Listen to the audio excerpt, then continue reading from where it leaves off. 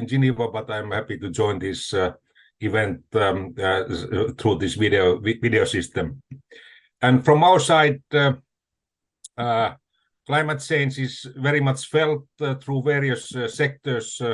We have earlier been talking about impacts on economy. We expect that climate change is the biggest threat for global economy, even during the coming 10 years. But today we are talking about health implications of climate variability and climate change, and it was already fairly clear from the previous IPCC report, and it's also clear from this report that we are releasing today that climate change is having serious health implications, and we have also studied how the governments see this situation, and they see that health protection is a high priority for almost all countries worldwide. Unfortunately, only half of our countries are able to provide heat health warning services. So when high impact heat event hits a country, quite often the population is not aware of the warning, and that's why we have more casualties than in the case that we would have proper services in place. And climate change is also having impacts on vector-borne diseases like malaria, dengue fever, and so forth. And in this study, we have shown that the most vulnerable populations in less developed countries, they are more threatened by these changes. And food insecurity, which we have had a fairly positive trend during the coming past 15 years. Unfortunately, during the past years, we have seen negative trend again, so that the food insecurity is growing, and these heat waves are making it even more serious.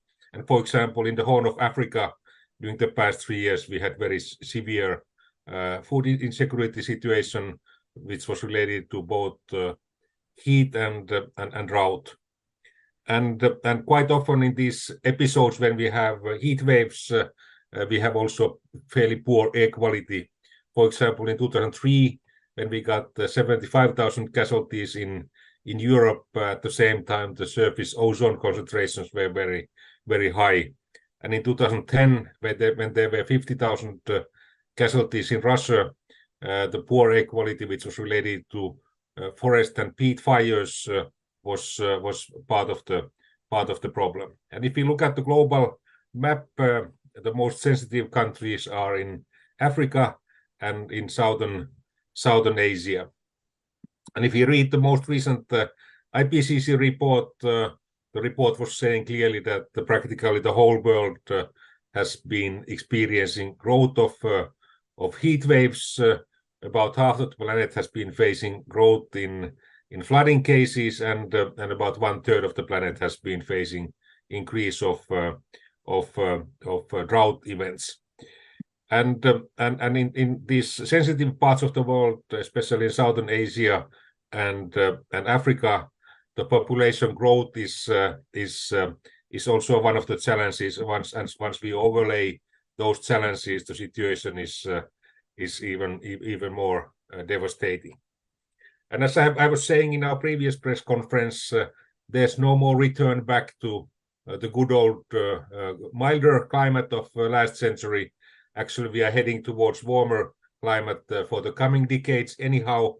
And if we are successful, we could phase out this negative trend and reach the Paris 1.5 to 2 degrees limits around 2060s. But until then, we will see this situation getting worse. And in the IPCC report, it was also shown that the combined impact of higher temperatures and higher humidity is going to be a challenge. It's already a challenge for the low latitude areas, but this area where this will be felt is going to get wider, independent of our success of climate mitigation. And then the countries are very interested in these health issues related to climate change, and that was also shown in a study where 91% of the countries indicated as part of their NDCs that health is a high priority for them. And then what we have also we have been facing is that only every fifth country is using these data at the ministry level. So the ministries for health are not used to have such services, and only 1/3 of our members are able to provide high quality health services. And our estimation is that it's about 500,000 people who are dying on an annual basis during the past 20 years, and because of the extreme heat, and it's mostly in Asian countries and European countries where the sensitivity is highest. That's in a nutshell what I was having as an introduction to this event. Thank you very much, Professor Talas. Dr. Joy Shumake, do you want to show a couple of slides, maybe? Certainly. On the case.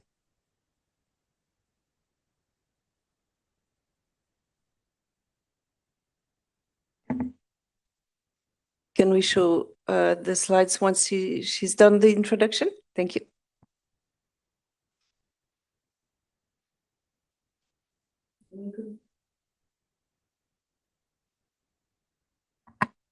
Only the case studies or all of the slides? Okay, go with the case studies, maybe. I don't know, Petri, if you wanted to show the slides or not. I don't know. Professor Talas, do you want to show the slides as well, or do you want Joy to show them? So Joy is free to show them. Please go ahead. Press the button. Can just go over the slides. Great. Thank you. So as has just been introduced, the State of Climate Services for Health is responding to a significant challenge that is faced by the health community to address climate change. And what we have learned through this report is one of challenge, but one of optimism, because we have also seen that countries are prioritizing health within their nationally determined contributions and starting to take climate change seriously in their national local policies.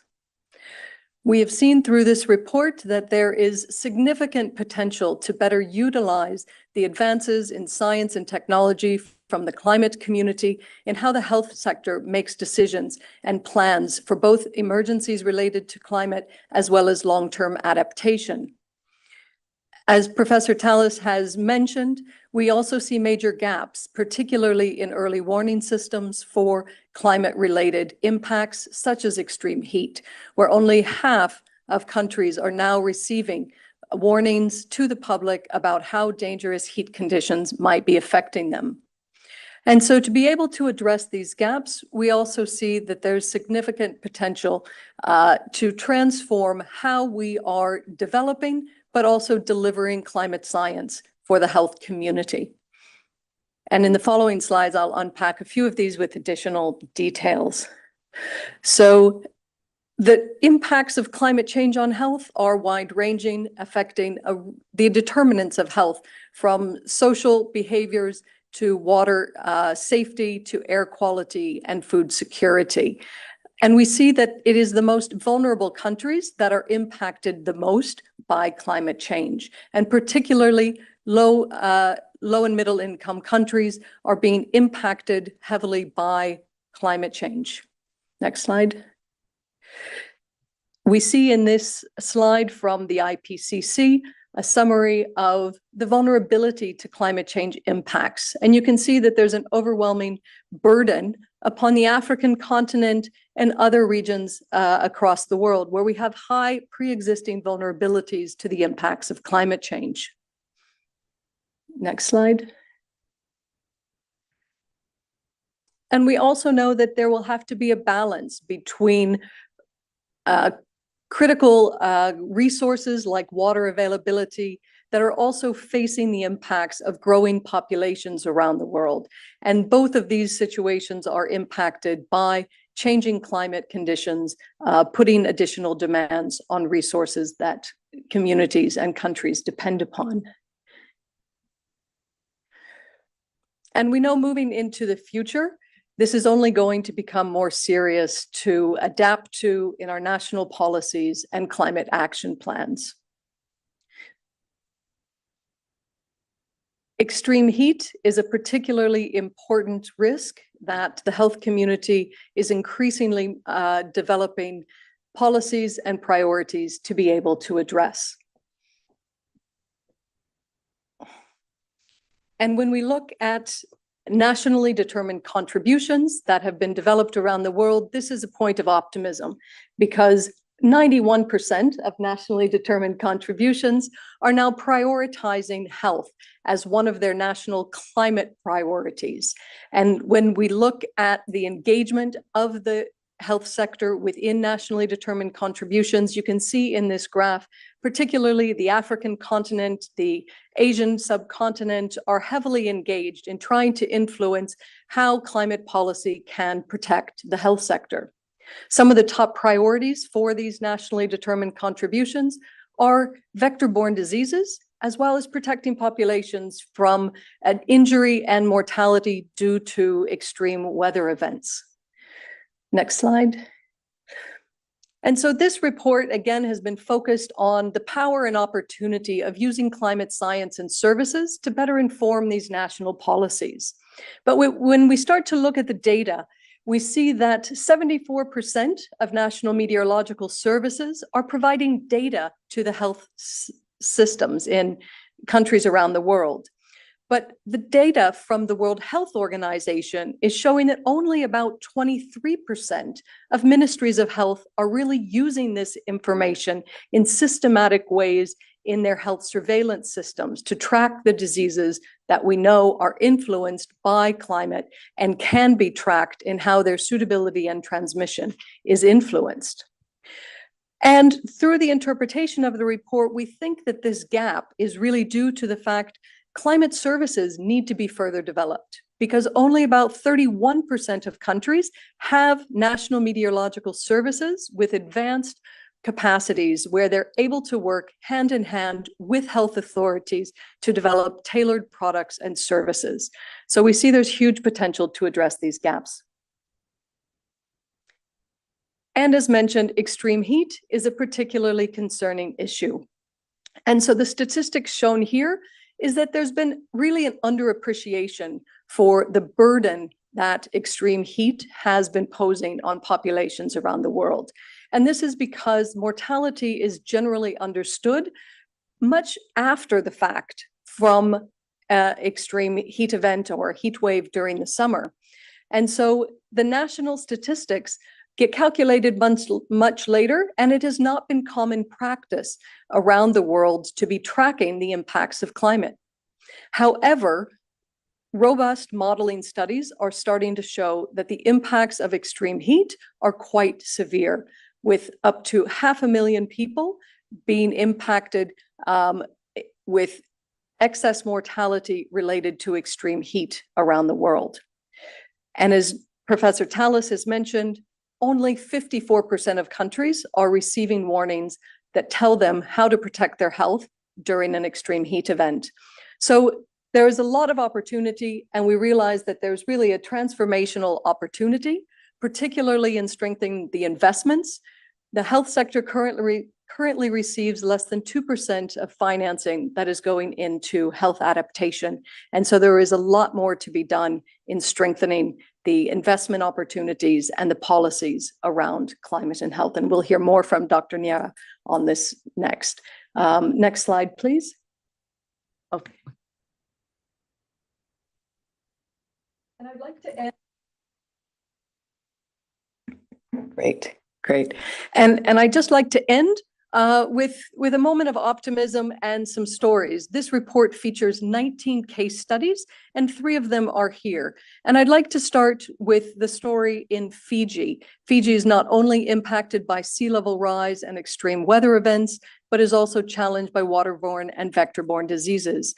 And in Fiji, this is a story of partnership and learning together between the Ministry of Health, the National Meteorological Service, and the World Health Organization. And together they have created not only a united team, but they've developed data sharing policies, joint training, and together they've been focused on tracking how these climate sensitive diseases that they are affected by are changing with the changing climate. In Argentina, this is a story of how trusted public institutions have worked methodically with their research community to develop sound and evidence-based public warnings.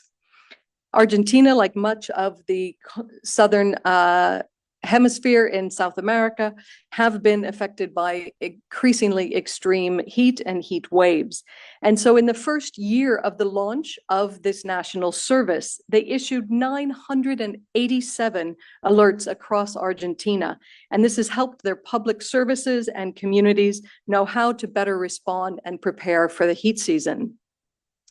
And in Europe, we have a story of really harnessing technology to channel risk information directly to physicians and patients.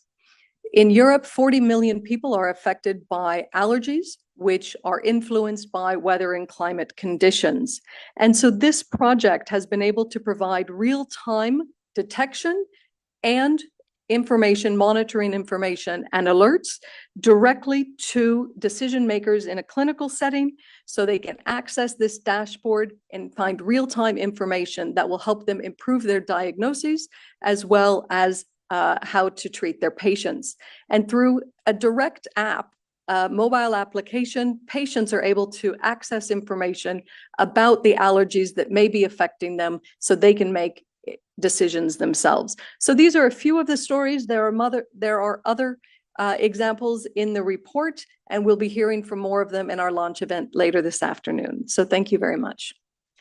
Thank you very much, Mrs. Schumacher-Guillermo. I have the pleasure to welcome Dr. Maria Neira. She is the Director of the Department of Environment, Climate Change and Health at the World Health Organization. Maria, you have the floor.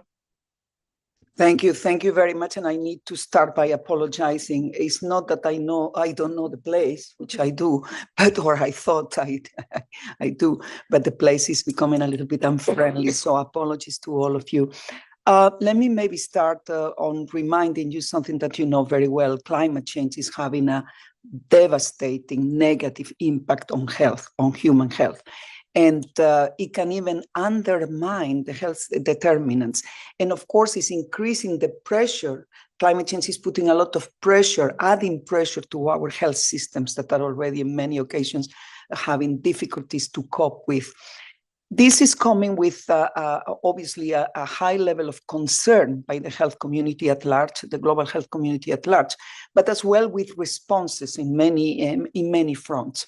One of the responses is that, as you probably know, in a few weeks from now, we will be moving to the COP28 in Dubai, where for the first time ever, we will have a health day, a day dedicated to health, to make sure that everybody will hear what are the health concerns, what are the health solutions, what are the health proposals, and how the health community at large needs more financial resources to cope with all of this.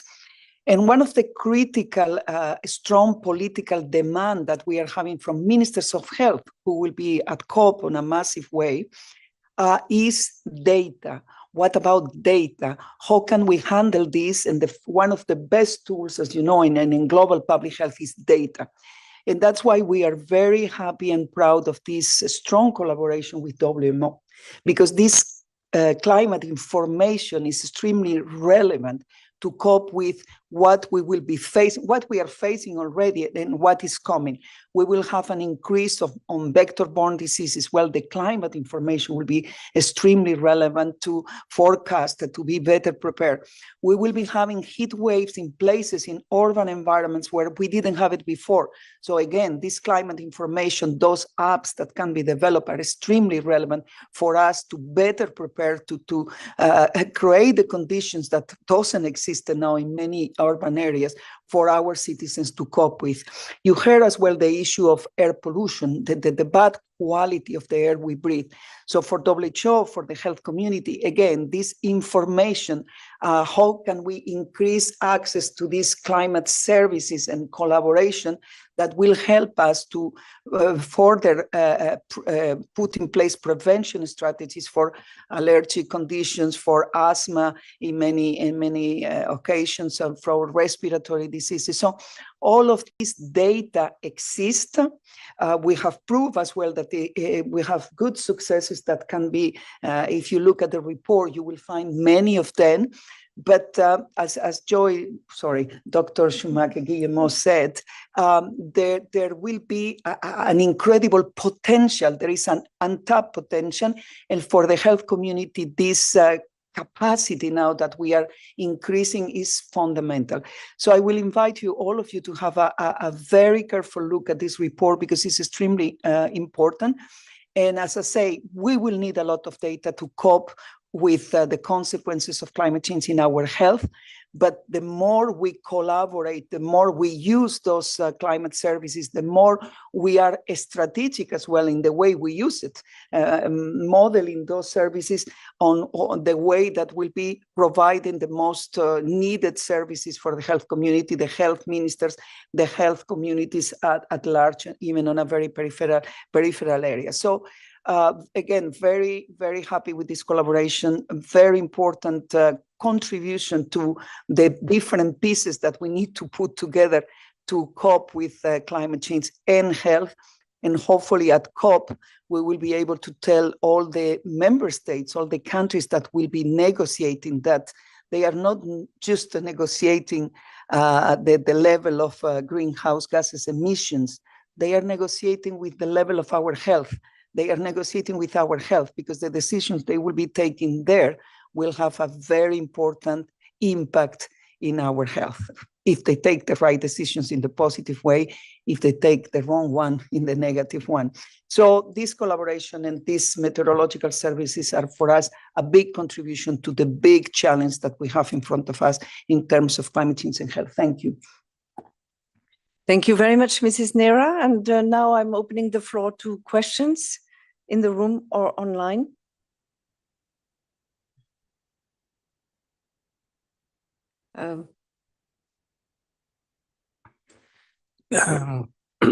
Christophe Vogt, Agence France Presse. I guess the question is to both of you. Do you have any idea of how much money would be needed to translate the data that you can give to governments into efficient ways to fight about the health impact on climate change? Do you have an idea of how much it would cost? And also the other question was, you were talking about LCDs being especially victims of the health impact of climate change. Is it just because they are low-income countries and they don't have the money?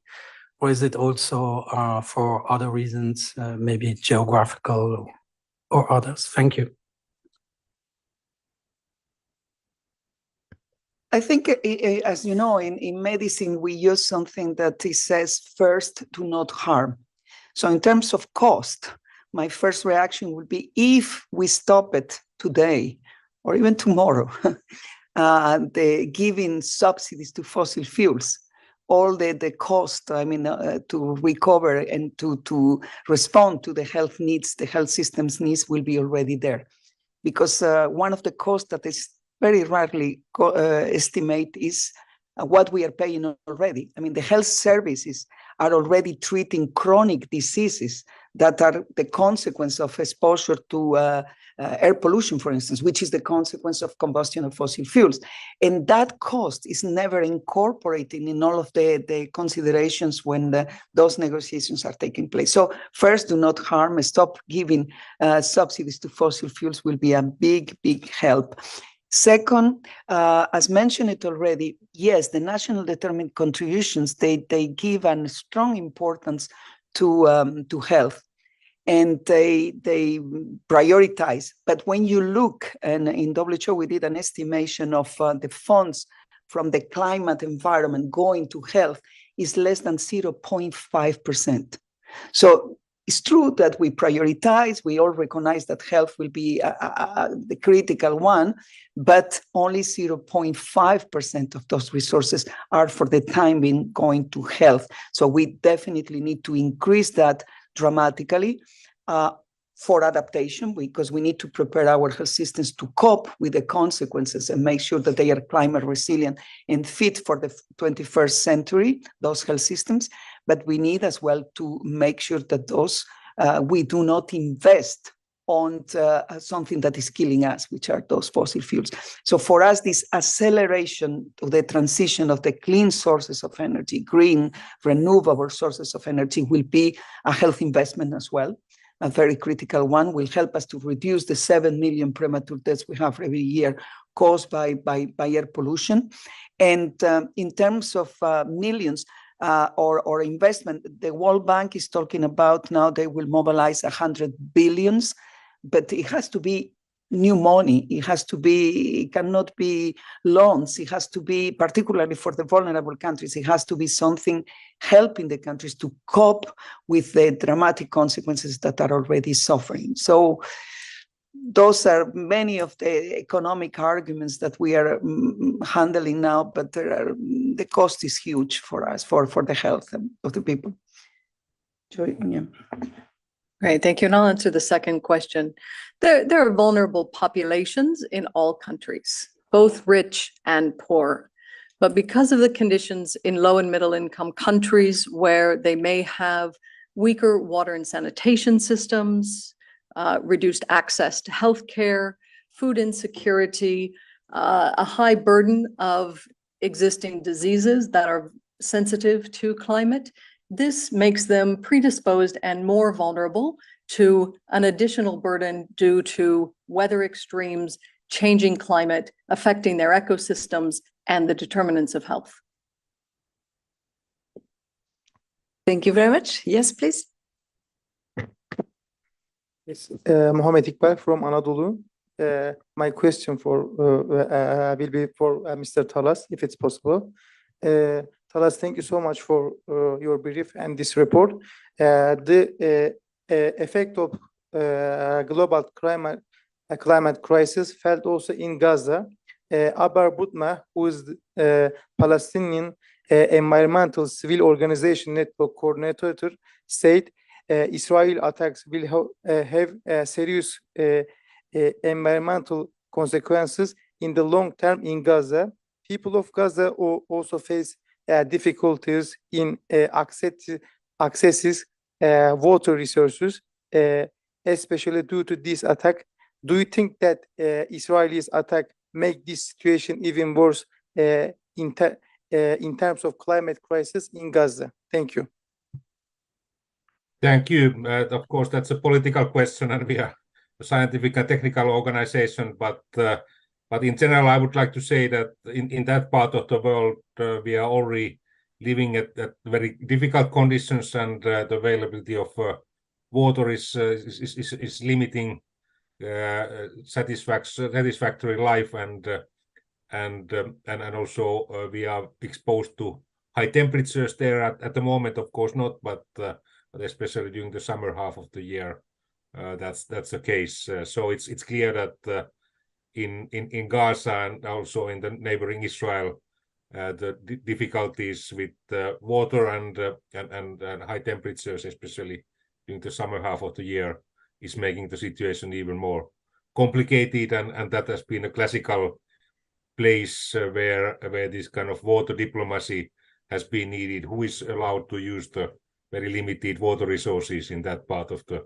world. Of course, we can use desalination to produce water for the population, but that's quite expensive, and it may be difficult for the Gaza area to afford that kind of treatment. And of course, from UN side, we are very much recommending to proceed with this two-state solution, that there would be a state for Palestinians and state for Israelis, and this unsettled situation has been partly a cause of this conflict that we have been facing. Thank you. We have a question from Paula Duprat online.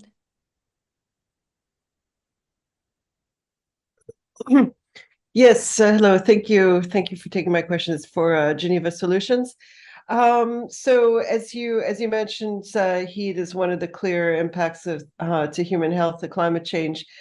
Recently, the NGO Fair Square published a report saying that workers who were employed on Expo City in Dubai, renovating the venue for the upcoming COP28, have experienced heat stress as they were forced to work over the Gulf summer during the middle of the day. Should the most heat vulnerable states be regulating working hours amid climate change to protect workers from such risks? And is it right actually to be hosting mega events such as the World Cup last year and now the COP28 in this particular region where this risk is really quite severe?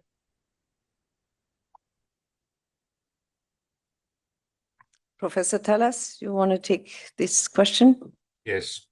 So what was already shown in the most recent IPCC report is that in that part of the world and in this low latitude area, in general, this combined heat humidity stress is already today a major challenge, and because we expect climate change to continue for the coming decades anyhow, and we are going to see more often days with high humidity and high temperatures, it's clear that this is having a negative impact on the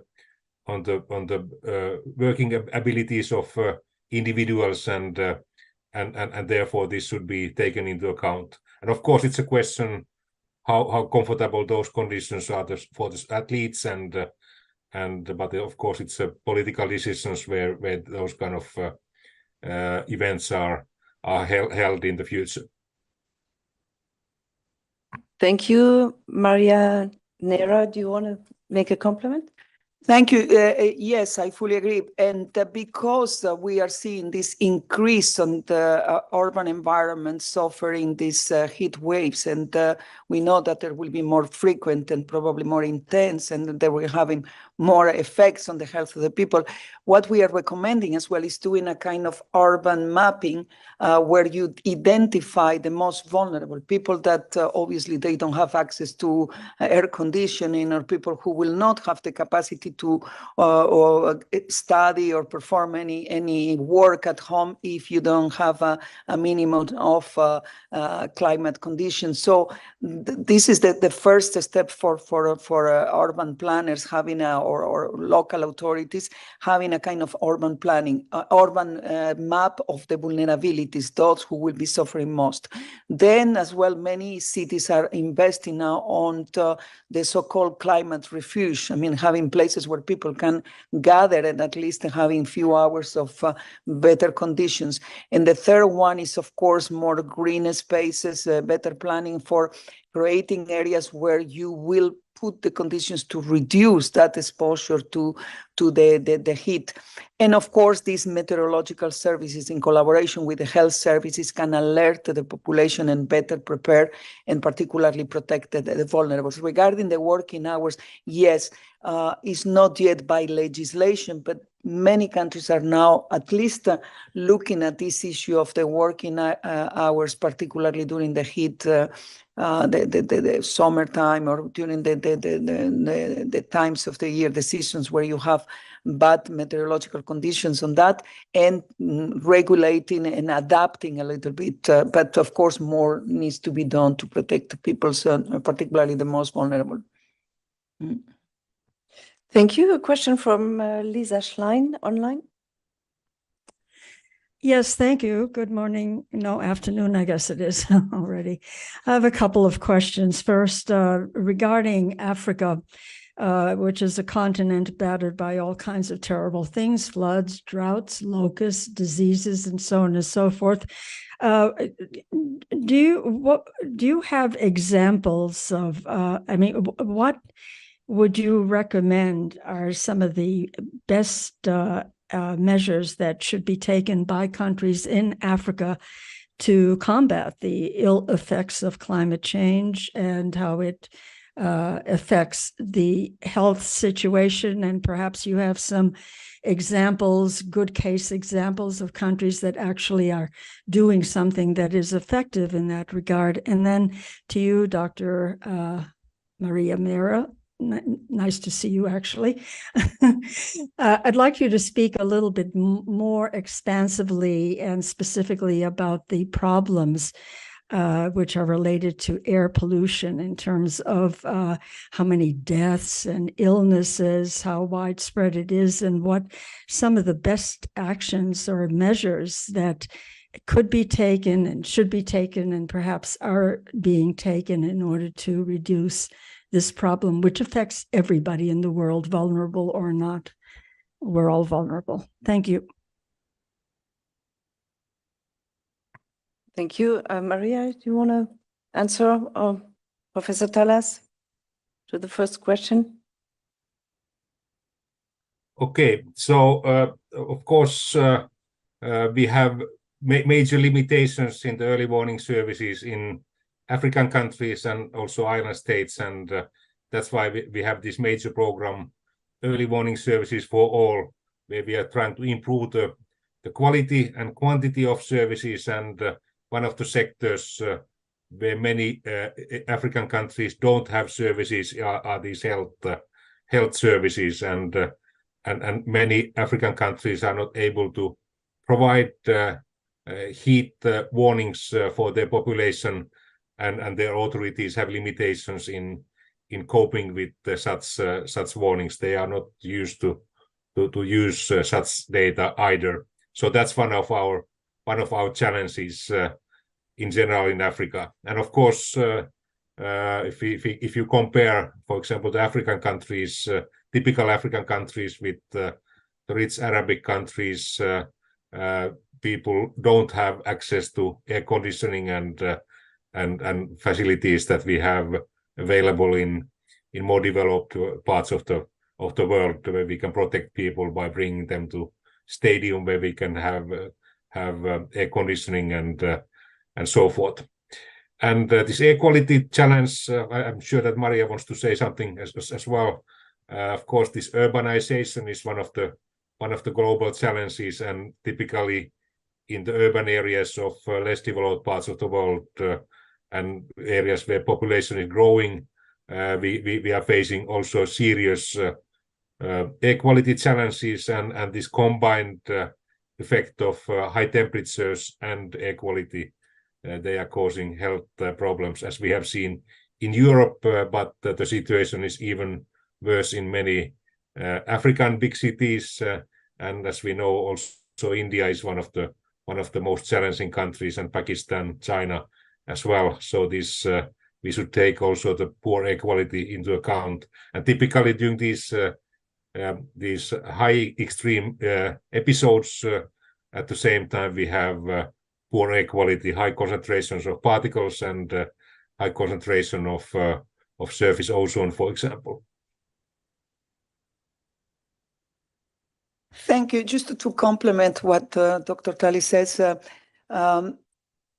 first, and Lisa, very nice to hear you again. I cannot see you, but nice to hear you. First, when we are confronting this major challenge, which is climate change, don't lose perspective. I mean, first we need to reduce emissions or stop emissions, which is the real cost of the problem. So sometimes we tend to, the climate change problem is so big and so complex that we tend to focus on different issues, but don't forget that the real solution will be to stop the problem, so the cause of the problem, which is the combustion of fossil fuels. And this is for the health community, this is extremely important, because the combustion of those fossil fuels are not only contributing to greenhouse gases emissions, but as well to air pollution. And air pollution, and that's why for WHO, we overlap very much climate change and air pollution, because 75% of the causes of both are the combustion of fossil fuels. So as you can see, don't lose perspective and focus on the real root cause of the problem. Stop emissions. But we cannot do that immediately, or it looks like our politicians are not ready for that yet. We still need another 28 years to negotiate more on climate change. I hope not. So this will be the solution. And for health, that will be the best solutions, because the benefits of those stop of the combustion of fossil fuels will be almost immediate on reducing the bad quality of the air we breathe. Now, focusing on the other part of the question, which is the adaptation, how climate change is affecting our health. Thanks for the question, Lisa. It's affecting in the sense that we will create better conditions for mosquitoes and other vectors to reproduce. And that means an increase on vector-borne diseases, malaria, dengue, for instance, but many others, and even in places of the world where we didn't see it before. We are creating conditions for more non-communicable diseases, lung cancer, chronic respiratory infections, because of the bad quality of the air we breathe. We are, the extreme weather events obviously will have dramatic consequences for the health of the people.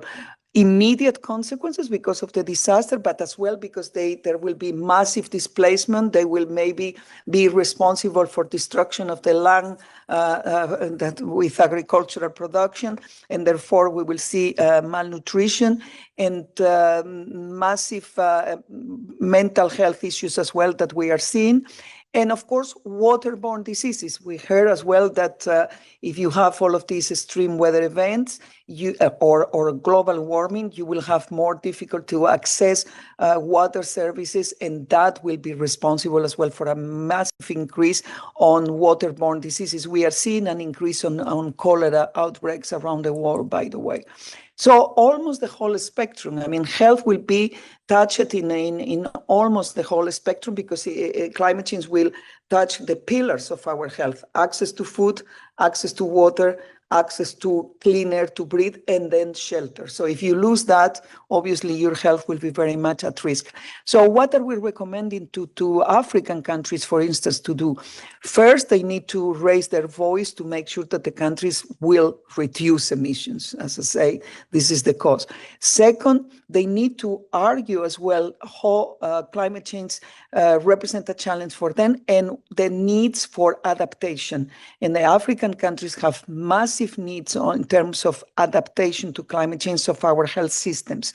So we need resources to cope with that. What that means? It means more vector control strategies, increasing the ones we have, better access to safe water and sanitation. So sometimes investing on something which is called the no regrets investments. It means as well more training for the health professionals, because they are not well prepared to cope with all of those diseases. Better epidemiological surveillance for most of them. And obviously, as I said before, data. And the data we are producing today is extremely important. This collaboration between the climate services and health services to forecast, to create the conditions for alerting and preventing as much as possible is fundamental. In terms of air pollution, the consequences for our health, I think I will finish very quickly if I tell you which part of our body is not affected by air pollution. That will be almost zero. I mean, any single part of our body is affected. Why? Because those particles, the PM 2.5 in particular, are extremely teeny. So they not only they go to our respiratory system, but from there, they can go to the bloodstream. And once you are in the bloodstream, you reach any single place in our body, including the placenta, which is one of the most dramatic things. You know, when you detect on an unborn baby, you detect already PM, that's really painful, because that will have consequences on the neurological development of the brain, will have consequences in the long term, like diabetes. We will have, as I say, all type of negative impact on our body, on our health, that it will be very long to describe. But if I have to summarize, there are 7 million premature deaths, plus all of those chronic diseases that will be responsible for lung cancer, pneumonia, of course, chronic respiratory, obstructive chronic pulmonary diseases, diabetes, dementia, Parkinson. The list is so long that I don't want to bother you. Thank you. Thank you very much. Maya Plants, you have a question online? Yes, thank you very much for taking my question. Yes, my question is regarding the Loss and Damage Fund. Are you working with the Loss and Damage Fund, and how do you work? They work at a regional level, at a national level right now, but I imagine that perhaps you are participating on these negotiations. You have a representative. If Dr. Talas or Dr. Neira or Dr. Joy wants to answer that. And the second part of my question is Latin America. Can you talk a little bit also about Latin America and what you see happening there and what programs you have been developing? Professor Talas, you want to take the answer? Yes.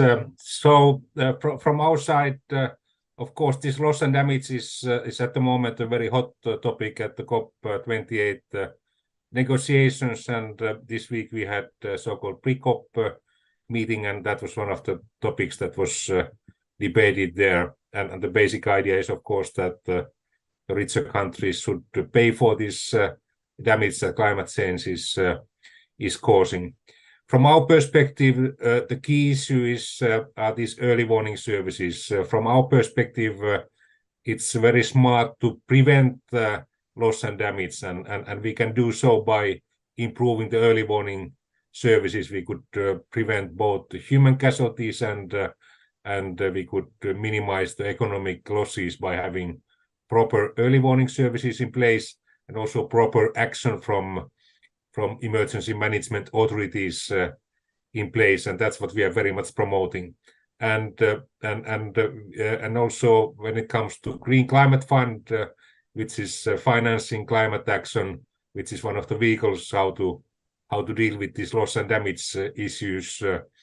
There, the goal is that up to 50% of the climate financing should go to adaptation, and adaptation is of course very much related to early warning services. That's one of the highest cost-benefit ratio actions of adaptation that, for example, the Adaptation Commission led by Ban Ki-moon was reporting about.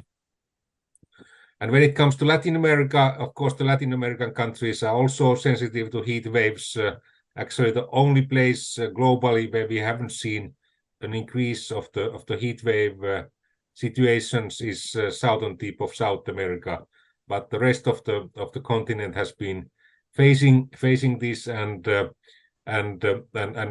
also we have these vector-borne diseases hitting Latin America, and also the big cities in Latin America are facing the air quality challenges. And that's the case in many such cities, and this combined impact of high temperatures and poor air quality is also causing deaths in Latin America.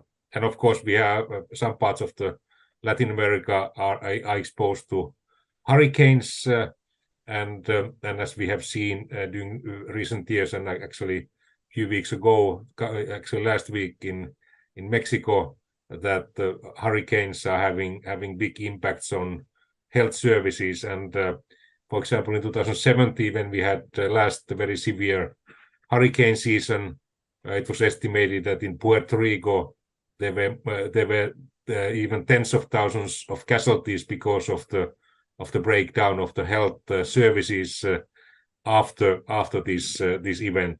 So it was a loss for a year after the hurricane hit. Thank you. Joy or Maria, do you want to add anything? I would just add that the Caribbean, Central America, and South America also experience significant drought and impacts of drought, which place pressure on their food systems and their water. It's also a precursor to additional fire risk in the region, which then has a consequence on the air quality. So there are many cyclical impacts that we see on the ecosystems in Central and South America that are driven by climate extremes. Thank you very much. As we have no more questions online or in the room, this press conference is now coming to an end. If you have any additional questions or interview requests, please reach out to Claire Nulis, our media officer. Next press conference in this room will be on 15th of November, on the Greenhouse Gas Bulletin will be released. So we invite you to join as well. So thank you very much. Bon appétit et bon après-midi à tous.